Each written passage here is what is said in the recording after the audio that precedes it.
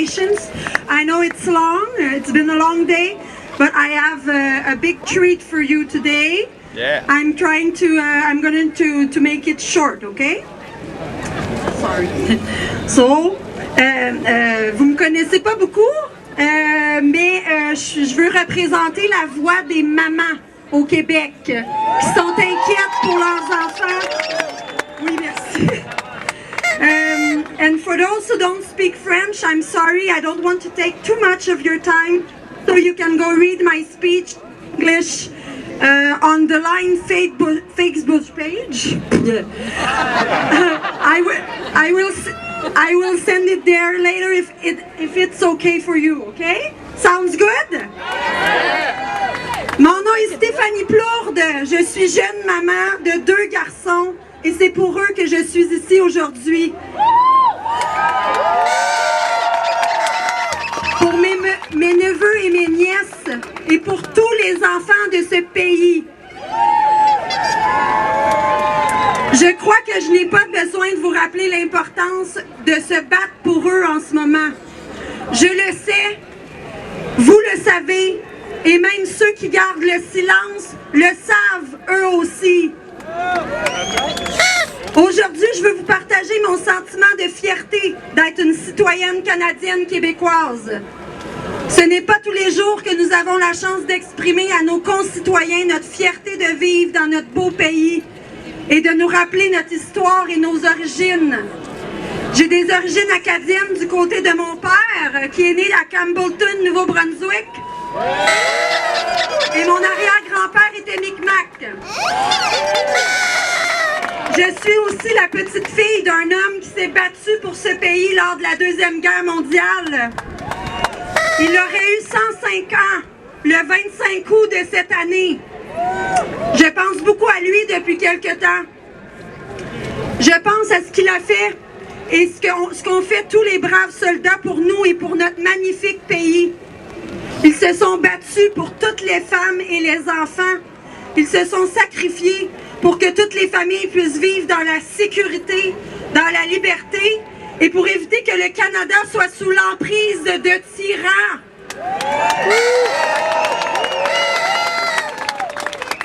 Nous nous retrouvons dans une situation semblable à celle qu'ont vécue nos ancêtres il n'y a pas si longtemps. Une nouvelle réalité nous est imposée et la vie telle qu'elle nous est présentée en ce moment même semble irréelle et vide de sens. Et cette nouvelle réalité est loin d'être celle que je veux pour nos enfants. Aujourd'hui, nous sommes encore une fois menacés par des tyrans riches et puissants, mais dépourvus de sens moral et d'humanité. Ils essaient de nous dicter comment nous devons vivre nos vies et surtout prendre le contrôle de nos corps et notre santé en nous imposant un vaccin obligatoire. Et cette fois, ils veulent se servir de nos enfants pour arriver à leur fin. Bien, moi, je dis non. Qu'est-ce que vous dites, vous? Non! C'est inacceptable. Maintenant, c'est nous qui devons livrer cette bataille qui est en fait une quête pour la vérité, pour exposer au grand jour ces tyrans malfaisants qui se cachent derrière nos systèmes gouvernementaux depuis des décennies et pour défendre nos droits et nos libertés qui menacent de plus en plus chaque jour.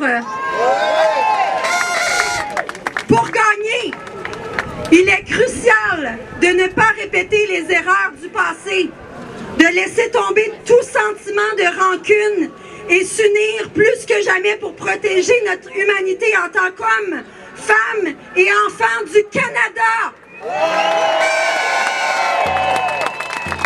Nous avons hérité de cette mission et maintenant c'est à nous de passer à l'action. C'est notre devoir de faire en sorte de protéger notre démocratie à tout prix, ou du moins ce qu'il en reste. D'offrir un monde meilleur à nos enfants et de se battre pour qu'ils puissent vivre une enfance normale. De résister à toute forme de dictature. Enfin, de restaurer un gouvernement honnête, bienveillant envers son peuple et qui sera digne de diriger ce beau pays qui nous appartient à tous. Maintenant, je m'adresse à nos dirigeants. Vous et vos médias, vous terrorisez et vous divisez la population avec des mensonges. Vous avez laissé mourir nos aînés seuls dans des conditions horribles qui restent pour la plupart inconnues. Vous continuez d'accumuler la dette la plus importante jamais enregistrée dans toute l'histoire de notre pays. Et de ce fait, vous détruisez et menacez l'avenir, les aspirations, les possibilités, la sécurité financière et les rêves de nos enfants et des jeunes familles. Vous êtes rien de moins que des traîtres corrompus, des lâches, sans honneur. Et la justice sera rendue. Ce n'est qu'une question de temps. Voici ce que je vous annonce aujourd'hui, M. Trudeau, M. Legault. Vous nous avez sous-estimés. Vous n'avez rien compris et rien retenu de l'histoire du peuple canadien et québécois. Nous sommes plus têtus, plus rusés, plus forts et plus unis que vous le pensez.